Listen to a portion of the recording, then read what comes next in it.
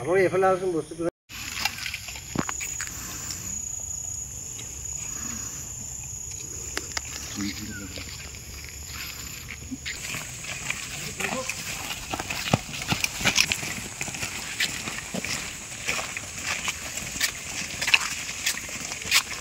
এইবিলাক মাতিছো এইবিলাক নহয় আগতে আমি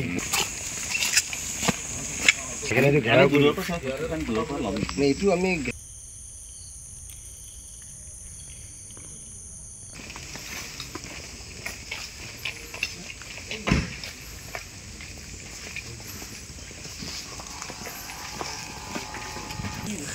passa itu bisa.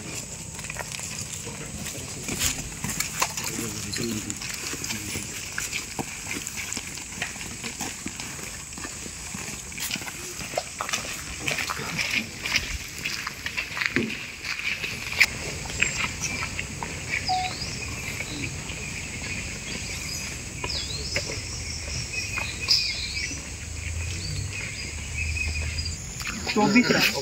कैसा किसी ले ले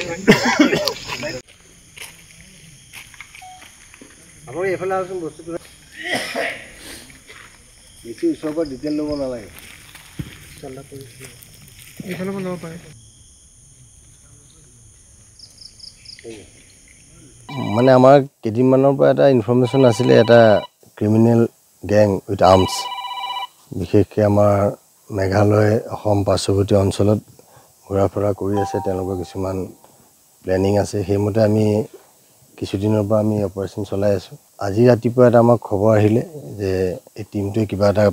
কিডনেপিং বা এনেকুৱা ধৰণৰ কিবা এটা কাৰ্যকলাপ চলাবলৈ ইফালে মুভমেণ্ট কৰিছে সেইটোৰ ওপৰত বেছ কৰি এটা কোঅৰ্ডিনেটেড নাকা কেইবাটাও ঠাইত আমি লে কৰিলোঁ এইখন এখন গাড়ীত তেওঁলোকে এইফালে মুভ কৰিছিলে মুভ কৰি আমাৰ যিটো পাৰ্টি ইয়াত আছিলে তেওঁলোকক দেখা পাই তেওঁলোকে প্ৰথমতে ঘূৰিব চেষ্টা কৰিলে যেতিয়া দেখিলে ঘূৰিব পৰা অৱস্থাত তেওঁলোক নাই তেতিয়া তেওঁলোকে পুলিচ পাৰ্টিলে ফায়াৰ কৰিছিল আৰু আমাৰ পাৰ্টি ৰিটালিয়েশ্যন ইন সেল্ফ ডিফেন্স আমাৰ ফালৰ পৰা ফায়াৰ হ'ল আৰু ফায়াৰ যেতিয়া বন্ধ হ'ল তেতিয়া অঞ্চলটো চাৰ্চ কৰা হ'ল গাড়ীখনো চাৰ্চ কৰা হ'ল গাড়ীখনৰ ভিতৰত 4টা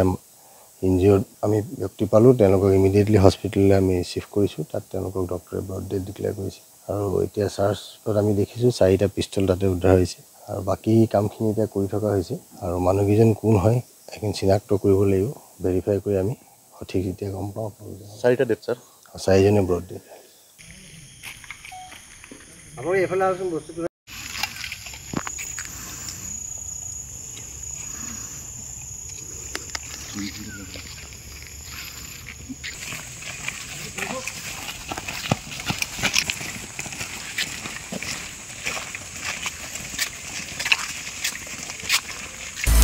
আপুনি বিচৰা বাতৰি পাব কেৱল নিউজ 18 এপত